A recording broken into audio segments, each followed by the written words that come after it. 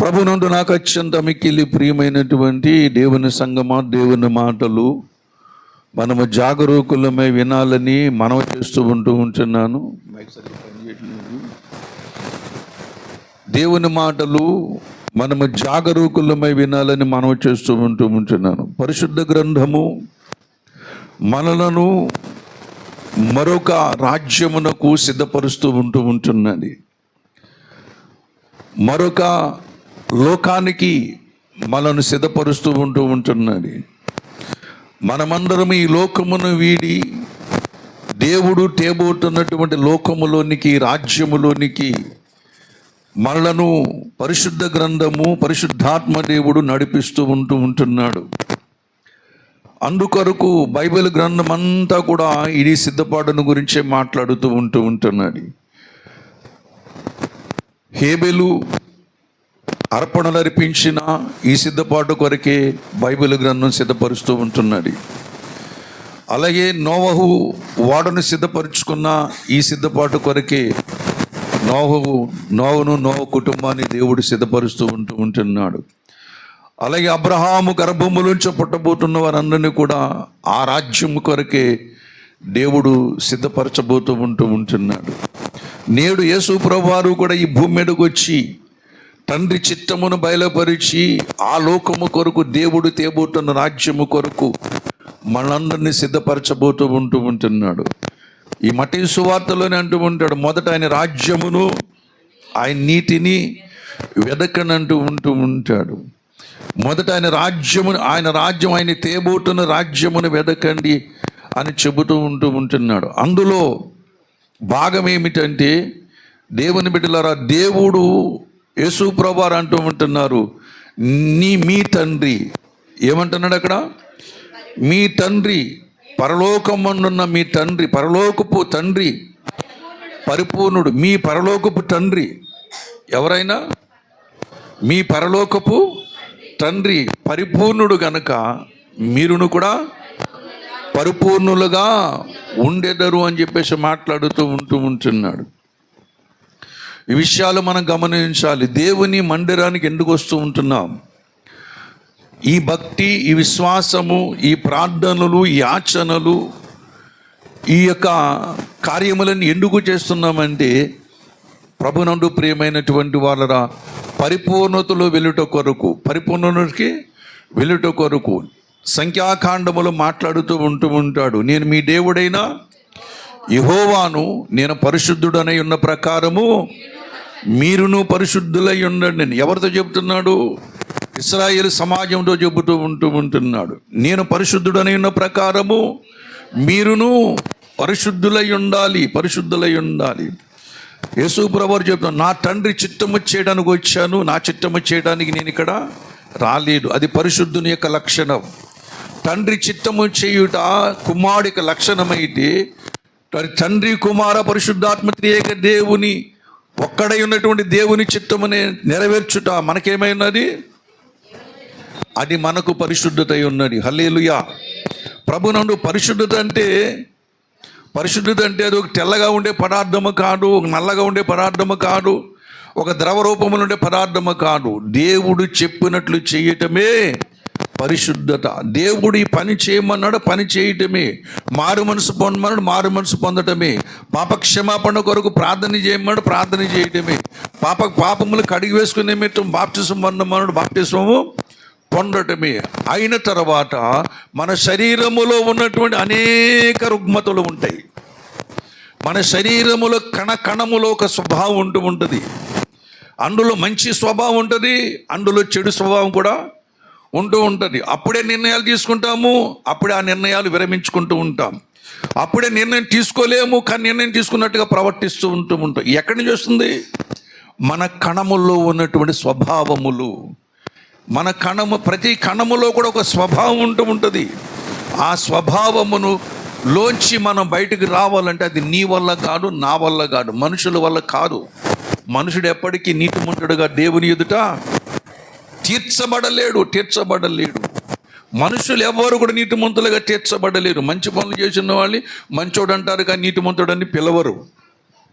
మంచి దానం ధర్మం చేస్తున్నాడు అనుకోండి, గోదానం చేస్తున్నాడు, భూదానం చేస్తున్నాడు, వస్త్రదానం చేస్తున్నాడు, అన్నదానం చేస్తున్నాడు.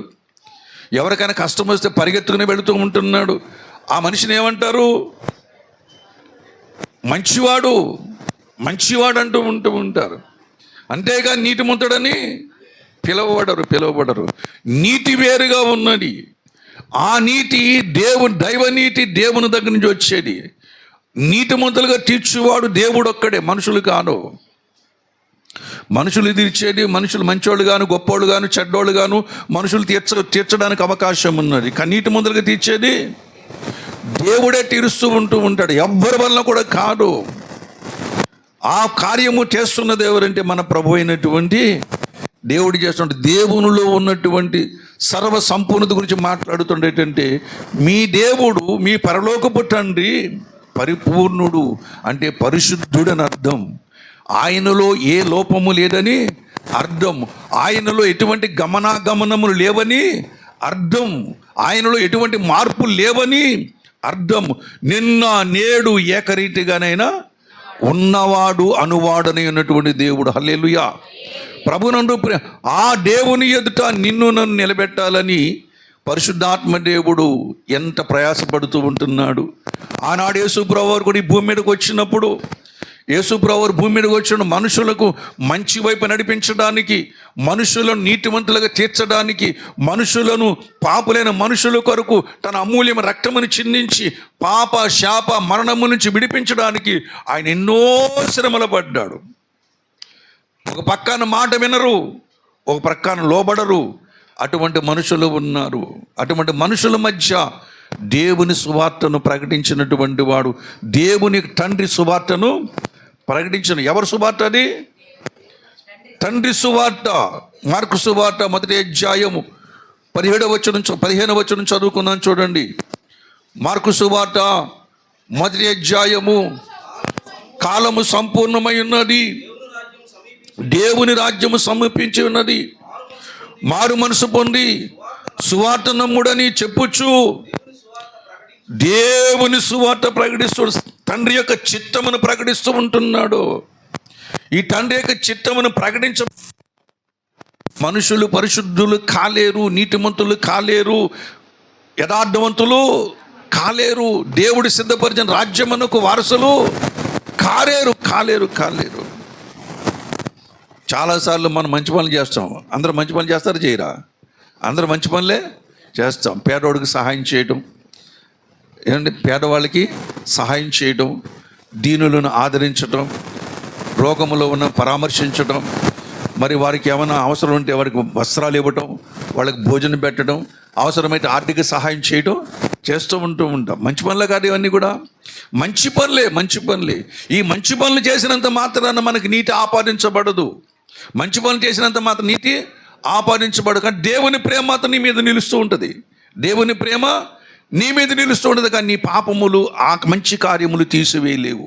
దాన్ని ఏమంటారంటే స్వనీతి అంటూ ఉంటారు. దాన్ని ఏమంటారు? స్వనీతి. అంటే నాకు నేను మంచోడిని, అంటే నాకు నేను ఏం చేస్తాను, ఈ తీర్పు తీర్చుకుంటున్నాను, నేను మంచోడిని అని చెప్పుకుంటాం. నిజమే, నేను మంచి పని చేస్తాను, మంచోడిని అనుకోవడం తప్పే ఉంది, తప్పు కాదు. కానీ మంచోడిని అయినప్పటికీ కూడా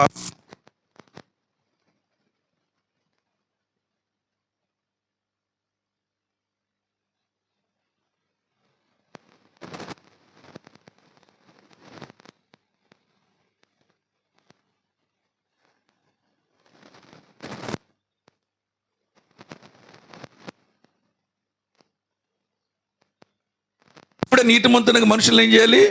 తీర్చాలి. నీతిమంతులుగా తీర్చువాడు ఆయనకి పేరు. హల్లెలూయా. రోమాపత్రిక దయచేసి చకచగా సహాయం చేయండి. రోమాపత్రిక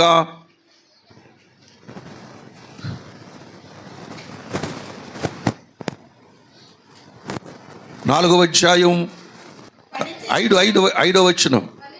పని చేయక భక్తిహీనుని నీతిమంతునిగా తీర్చువాని యందు విశ్వాసముంచువానికి వాని విశ్వాసము నీతిగా ఎంచబడుతూ ఉంటున్నది. హల్లెలూయా.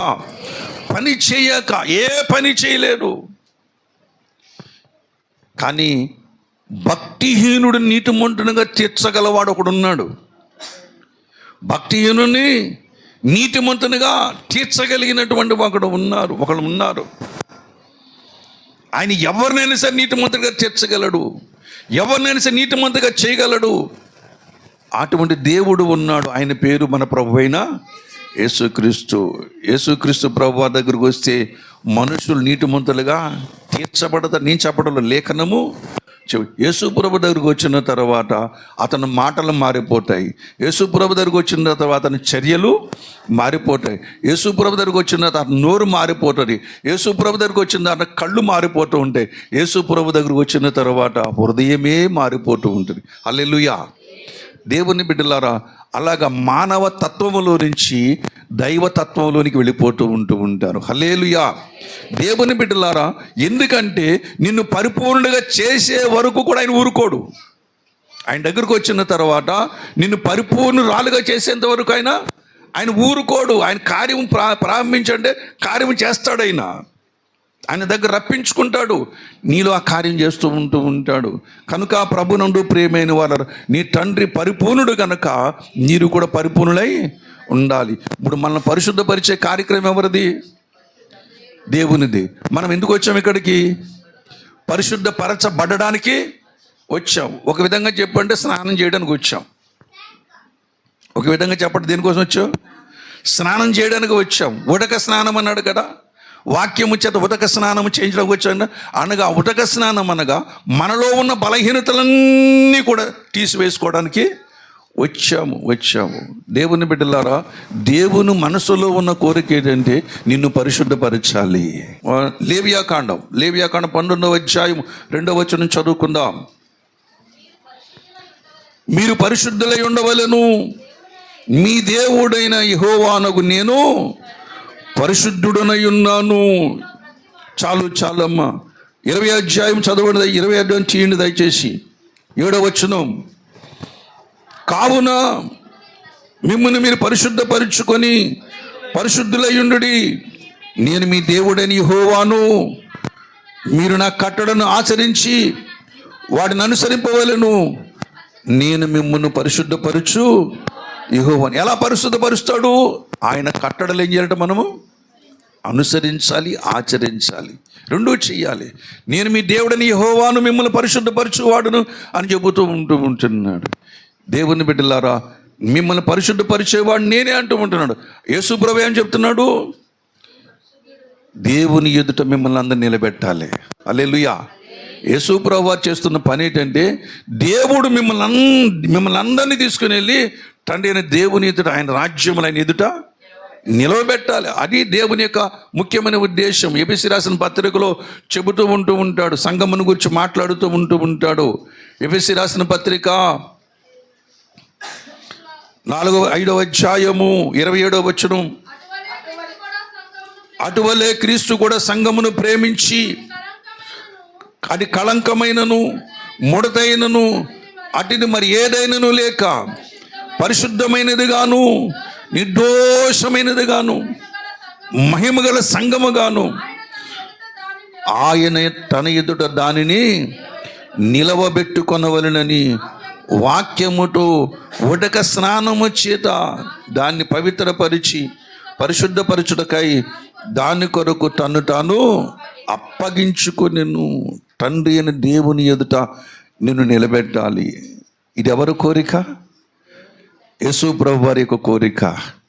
దేవుని బిడ్డలారా, దేవుని కోరిక ఏంటి? నిన్ను నిలబెట్టాలి. దేవుని కోరిక ఏంటి? నిన్ను సంపూర్ణునిగా చెయ్యాలి. ప్రభునందు ప్రియమైన ఇశ్రాయేలు పక్షముగా మోసే కోరిక ఏంటి? ఇశ్రాయేలు ప్రజలందరినీ కూడా పరిశుద్ధపరచాలి. ఇశ్రాయేల్ని పరిశుద్ధపరచాలి, ఇశ్రాయేల్ నీతిమంతులుగా తీర్చాలని సేవకుని యొక్క కోరిక. దేవుని సంగమనకు వస్తున్నప్పుడు కూడా మనము కూడా పరిశుద్ధపరచబడని తీవ్రమైన వాంఛ మన జీవితంలో ఉండాలి. హల్లెలూయా. నీ సంతోషం కొరకు బ్రతకడం కాదు, నీ దేవుని నిన్ను పుట్టించిన దేవుని సంతోషం కొరకు మనం బ్రతకాలి. హల్లెలూయా. దేవుని బిడ్డలారా, మన తల్లిదండ్రుల కొరకు, వాళ్ళ సంతోషం కొరకు మనం బ్రతికాం.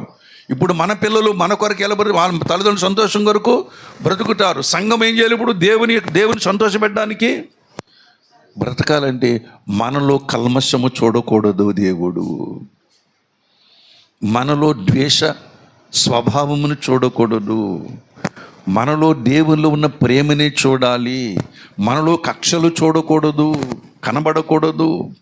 వేషధారణ కనబడకూడదు, భక్తిహీనత కనబడకూడదు, చెడు క్రియలు కనబడకూడదు, చెడ్డ మాటలు కనబడకూడదు. అందుకని ఇశ్రాయేలు చెబుతూ ఉంటాడు, దేవుడు అన్నాడు కదా, ఇదిగో నేను మీ పాళెములోకి వచ్చి నేనేం చేస్తాను, నేను సంచరిస్తూ ఉంటాను, కళంకమైనది ఏది కూడా నాకు కనబడకూడదు అని చెప్పేసి మాట్లాడుతూ ఉంటాడు. దేవుని బిడ్డలారా, ఈ పవిత్రతను మనం కాపాడుకోవాలి. లోకములో నుంచి యేసే దగ్గరకు వచ్చామంటే ఈ పవిత్రతను మనం ఏం చేయాలి, కాపాడుకోవాలి. అన్యజనుల వలె ఉండడానికి వీలు లేదు. ఎందుకంటే నీ దేవుడని యెహోవా పరిశుద్ధుడైనటువంటి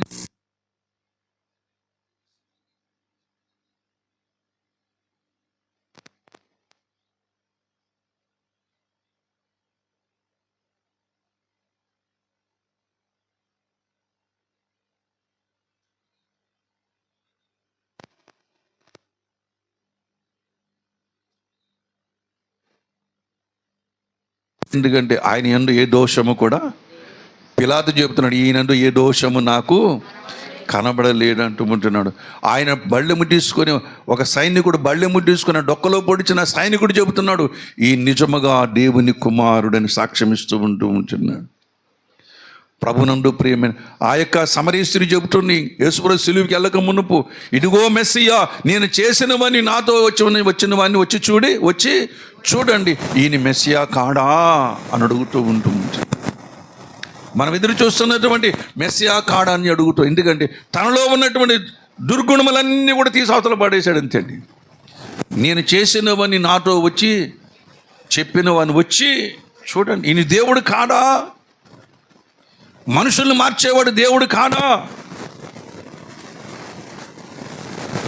సమాజాన్ని మార్చడానికి యేసుప్రభు రాలేడు, ఈ సమాజాన్ని మార్చాలని దేవుడు యేసుప్రభు రాలేడు, ఈ సమాజంలో పద్ధతులు మార్చాలని యేసుప్రభు రాలేడు, సమాజంలో ఉన్న మనుషులను మార్చాలని యేసుప్రభు వచ్చాడు. హల్లెలూయా. Is a regenerator.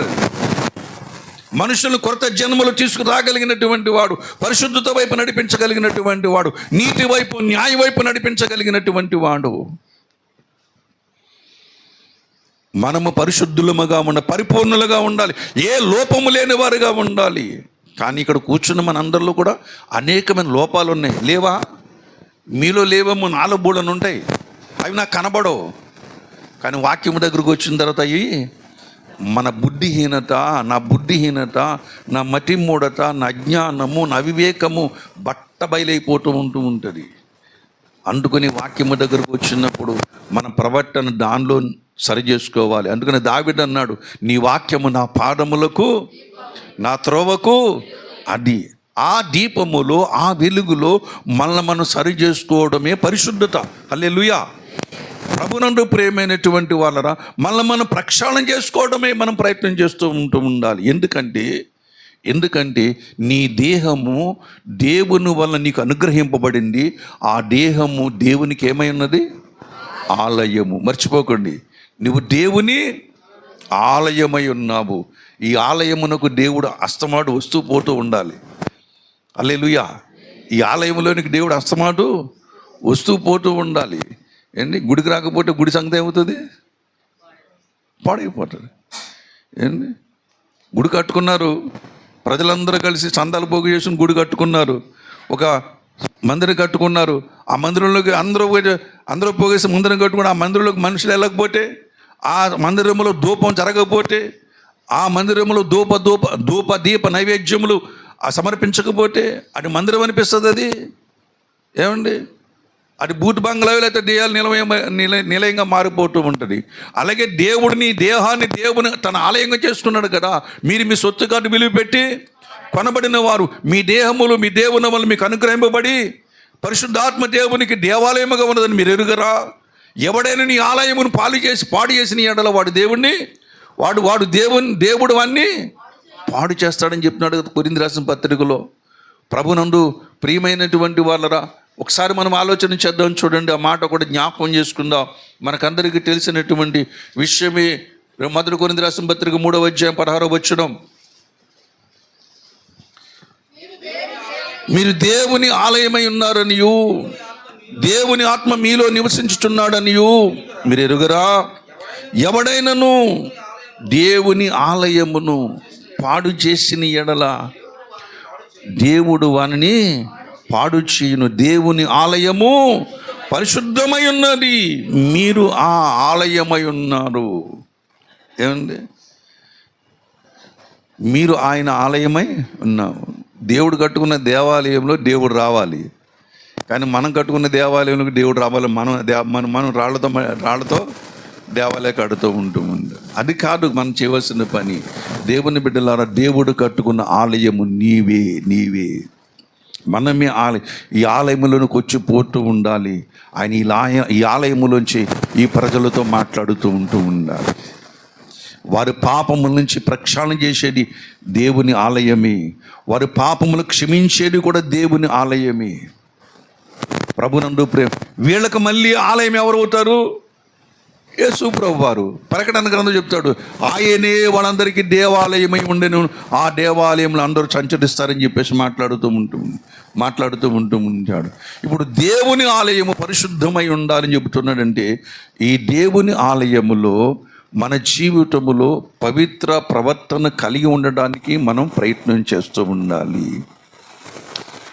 సాధ్యమైనంత వరకు మన నోటిని శుద్ధిగా ఉంచుకోవడానికి ప్రయత్నం చేస్తూ ఉండాలి.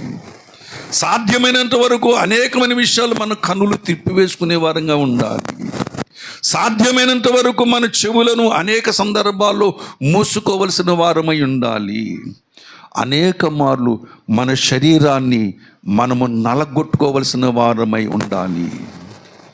ఇలా చేసినప్పుడు, ఈ సాధన చేసినప్పుడు దేవునిలో పరిశుద్ధతలో పరిపూర్ణ స్థితిలోనికి నువ్వు రాగలుగుతూ ఉంటావు. హల్లెలూయా. ఈ ఆలయంలో ఏ అవయవం పాడైనా సరే దేవుడు ఆలయంలోనికి రాడు. ఈ ఆలయం ఎలా ఉండాలంటే పరిశుద్ధంగా ఉండాలంటూ ఉంటాడు. అందుకని యేసుప్రభు చెప్పాడు ఎక్కడ? మార్కు సువార్తలో, నీ దేహములో ఏ అవయవమైనా చెడిపోయినట్లయితే, నీ చెయ్యి నేను అభ్యంతరపరిచినట్లయితే, మార్కు సువార్త 9వ అధ్యాయం 43వ వచనం. చదవద్దు, అలా నేను చెప్తాను వినండి. ఏంటి? నీ చెయ్యి, మార్కు సువార్త 9వ అధ్యాయము 43వ వచనం, నీ చెయ్యిని నీ అభ్యంతరపరిచిన ఎడల, ఎవరన్నారా మాట? యేసుప్రభు అన్నాడు. సాధ్యమేనా? నీ కాలు నేను అభ్యంతరపరిచిన ఎడల దాన్ని నరికేమంటున్నాడు. 2 కాళ్ళు కలిగి నరకంలో పోవడం కంటే ఒంటి కాలు వాడువై పరలోక జీవంలో ప్రవేశించడం. నీ కన్ను నేను అభ్యంతరపరిచిన ఎడల, నీ కన్ను నేను కుడి కన్ను నేను అభ్యంతరపరిచిన తీసి అవతల పడేయమంటున్నాడు. 2 కళ్ళు కలిగి నరకంలో పోవడం కంటే ఒంటి కన్ను కలిగి పరలోక రాజ్యంలో ప్రవేశించడం మేలంటున్నాడు కదా. ఇంత కఠినమైన ఆజ్ఞ ఇస్తూ ఉంటున్నాడు. సాధ్యమైనది. ఈ చేతులతో పొద్దులు వేస్తే బోళ్ళని తప్పులు చేస్తూ ఉంటాం మనం. ఏమండి? ఇప్పుడు ఏం చేద్దాం? ఇప్పుడు ప్రభునందు ప్రియమైన వాళ్ళరా, అంత కఠినమైన ఆజ్ఞనిచ్చినటువంటి వాడే అంత గొప్ప కృపను కూడా చూపిస్తున్నాడు మనకి. హల్లెలూయా. అందుకని మన ప్రవర్తన దిద్దుకోవలసినది ఎక్కడంటే దేవుని సన్నిధానములో. హల్లెలూయా. దేవుని సన్నిధానములో ఈ దేవాలయములో ఉన్నటువంటి పాటలు ఏదని అభ్యంతరపరిచినప్పుడు, దేవా ఇక్కడ నాకు స్వస్థత దయచేయి, ఇక్కడ నన్ను మార్చు, చెడ్డ పనులు చేస్తున్నాను, చేతిలో చేస్తున్నాను, మానలేకపోతున్నాను, ఆ సామర్థ్యము నాకు దయచేయటండి, మానే సామర్థ్యం నాకు దయచేయమంటే దేవుడిస్తూ ఉంటాడు. హల్లెలూయా. అందుకని మీలో ఎవరికైనా జ్ఞానము కొదువైనడలా ఆయన అడగండి అంటున్నాడు. జ్ఞానం ఇస్తాడు. ఆ జ్ఞానమే అవయములోని చెడుతనం ఏం చేస్తుంది? అది తీసివేస్తుంది. ఎంతోమంది సాక్ష్యాలు, ఒకప్పుడు నేను ఇటువంటి వాడిని, నా జీవితాన్ని దేవుడు మార్చాడని చెప్పిన వాళ్ళు సాక్ష్యాలు బోళను ఉన్నాయి. మన మధ్యలో ఉన్నాడు. సూర్య వచ్చాడా?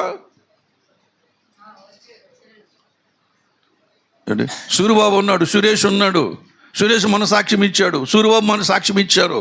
వాళ్ళు సాక్ష్యం ఇచ్చారు భయంకరమైన త్రాగుబోతులు. నిజం, ఇక్కడే ఉన్నారు వాళ్ళు. తాగేసేసి డ్రైనేజ్ పక్కనే దోమల్లో పడుకునేవాళ్ళు. ఇది వాళ్ళ అమ్మగారు తెచ్చుకునేది, ఇంటికి తీసుకొచ్చి శుభ్ర స్నానం చేయించి భోజనం తినిపించి పెట్టేది. అటువంటి భయంకరమైన త్రాగుబోతులు చచ్చిపోతాడు అనుకున్నారు. దేవుని బిడ్డలారా, ఇప్పుడు వాళ్ళు సాక్ష్యం ఇస్తున్నారు, దేవుడు నన్ను మార్చాడు. హల్లెలూయా, దేవుడు నన్ను మార్చాడు. ఇప్పుడు ఆ మాట అంటేనే వాళ్ళకి అసహ్యంగా కనబడుతూ ఉంటున్నది. ఆ మాట అంటేనే ఎక్కడ దొరికింది ప్రవర్తన, ఎలా దొరికింది ప్రవర్తన? దేవుని దగ్గరకు వచ్చిన తర్వాత దేవుడు శుద్ధ హృదయం కలిగింది, దాని మీద జయము దయచేశాడు. ఈనాడు వాళ్ళు సాక్ష్యం ఇస్తున్నారు. ఎంతోమంది జైల్లో ఉన్నటువంటి వారు, మర్డర్లు చేసినటువంటి వాళ్ళు, హత్యలు చేసినటువంటి వాళ్ళు ఇప్పుడు ప్రాణాలు ఇవ్వడానికి తెగిస్తూ ఉంటున్నారు. ప్రాణం ఇచ్చేస్తాం ప్రభు కొరకు ఉంటున్నారు. మారి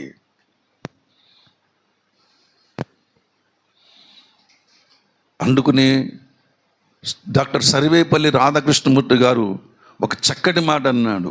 చాలామంది మహానుభావులు లోకములకు వచ్చారు, దే ఆర్ ఆల్ రిఫార్మర్స్. కానీ యేసు ప్రభు ఎందుకు వచ్చాడంటే ఈజ్ ఓన్లీ రీజనరేటర్. వాళ్ళ సమాజాన్ని మార్చగలిగారేమో కానీ మనుషుల హృదయాలను మార్చలేకపోయారు. యేసు ప్రభు వచ్చి మనుషుల హృదయాలు ఏం చేస్తున్నాడైనా మారుస్తూ ఉంటాడు. ఎందుకంటే నిన్ను సృష్టించిన వాడు గనక నీ యొక్క రిపేర్ అంతా ఆయనకు తెలుసు. ఏ సృష్టించిన సృష్టికర్త ఉన్నాడు, సృష్టికర్త దగ్గరికి వెళ్తే నిన్ను రిపేర్ మనుషులు రిపేర్ చేయగలిగిన వాడు ఆయనే.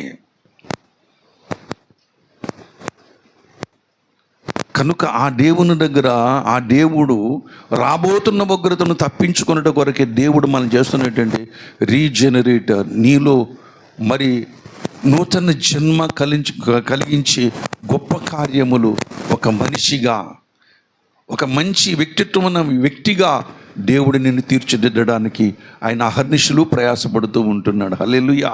సంఘములో ఇదే చేస్తున్నాడు ఆయన. సంఘములో జరుగుతున్న కార్యం ఇదే.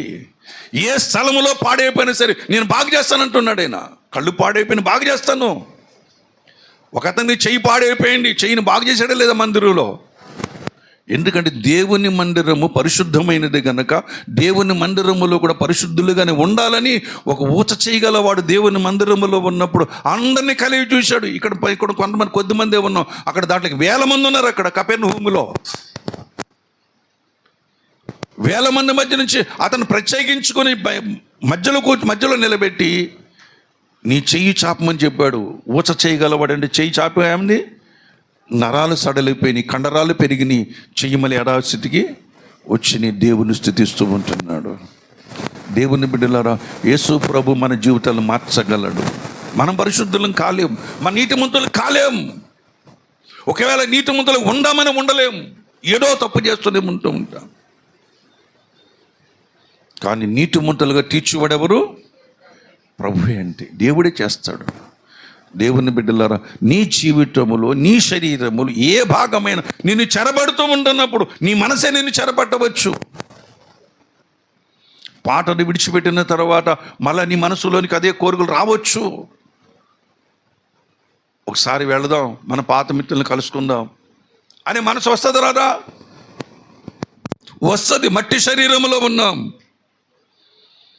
కానీ వచ్చినప్పుడు దేవుడినికి అడ్డుపడుతాడు. బిలాముకు గాడిద అడ్డుపడినట్టుగా దేవుడికి అడ్డుపడతాడు. మనసు తిప్పుకుంటాం, మనసు మార్చుకుంటాం, దేవుని వస్తూ ఉంటాం. ప్రభునందు అందుకనే ప్రతి ఒక్కరు కూడా దినదినము కూడా ఏం చేయాలి? మారు మనసు పని. చెయ్యి తీసేయమన్నాడండి, తీసేయమనడం కాదు, ఈ చేతికి మంచి పనులు చేయటం నేర్పించమని సాధకం చెయ్యాలి. నోటికి మంచి మాటలు పలకమని నోటికి సాధనం చెయ్యాలి. చెడ్డ మాటలు మాట్లాడితే 4 కోసేమన్నాడు దేవుడు. అక్కడ అనలేదు కదా. దేవుని బిడ్డలారా, నాలుకను సాధు చేయగలిగిన వాడు మనుషుడు కాదు. మనుషుడు ఎప్పుడు కూడా నాలుకను సాధు చేయలేడు. ఏ మానవుడు కూడా ఇప్పటికీ ఏ మనుషుడు కూడా ఎంత గొప్పవాడైనా సరే నాలుకను సాధు చేయలేడు. ఎప్పటికీ చేయలేడు. అది నిరర్గళంగా మాట్లాడుతూనే ఉంటుంది, అనర్గళంగా మాట్లాడుతూనే ఉంటుంది. శరీరానికి చిచ్చు పెడుతుంది. ముందు నీ కొంపకి చిచ్చు పెడుతుంది, నీ జీవితానికి చిచ్చు పెడుతుంది. చిచ్చు పెట్టేది నాలికే. అందుకనే పెద్దలు చెప్తారు, దెబ్బ కొడితే పోతుందంట, మాట మాత్రం కలకాలం నిలిచిపోద్దటండి. ప్రభునందు ప్రియమైన వాళ్ళరా, కనుక నీ జీవితంలో ఇది దేవుని దేవాలయమును మొట్టమొదటిగా నీకు గ్రహింపు రావాలి. ఆ వచ్చినప్పుడే ప్రభు బల్లో చేయి పెట్టాలి. నమ్మి బాప్తిసం పొందినటువంటి దేవుని బిడ్డలారా, చెవులు రెక్కరించుకొని వినండి ఈ మాట. నువ్వు దేవుని దేవాలయముగా మనం మార్చబడినప్పుడు దాంట్లో మనం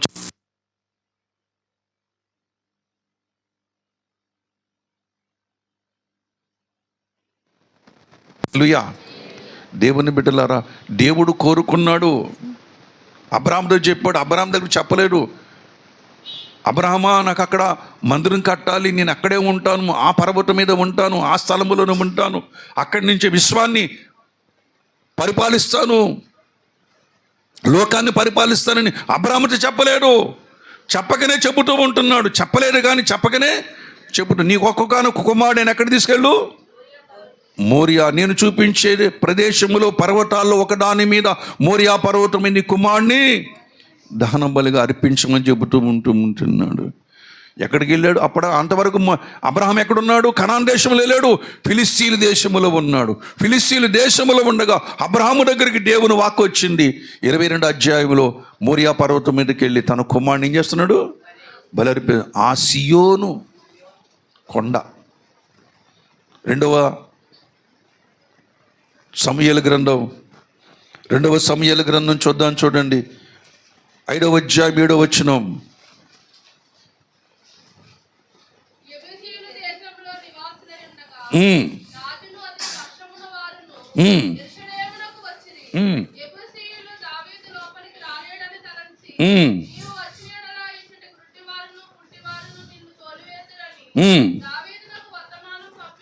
పంపియుండిరి, ఆయనను దావీదు పురం అనబడిన సియోను కోటను.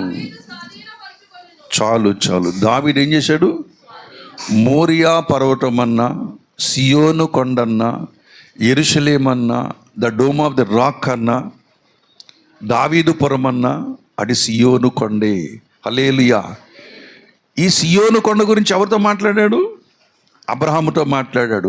అబ్రహాముతో మాట్లాడిన సంగతి దావీదు చెప్పాడు, దేవుడు చెప్పలేదు. కానీ దావీదు గ్రహించింది ఏంటంటే, ఓహో, దేవుని మనసులో ఇటువంటి అభిప్రాయం ఉన్నదని చెప్పేసి అబ్రహాము తన కుమారుడు అర్పించిన సియోను కొండ మీద బలర్పించిన ఆ పర్వతాన్ని, ఆ ప్రదేశాన్ని పరిశుద్ధ భూమిగా దావీదు ఎన్నుకున్నాడు. ఆ భూమిని దేవుని కొరకు సంపాదించాలనుకున్నాడు. తీరమూసి అక్కడికి వెళ్తే ఎవరున్నారు? వాళ్ళని చూస్తే జాలేస్తుందా? వాళ్ళని చూస్తే సంపాదనిపిస్తుందా?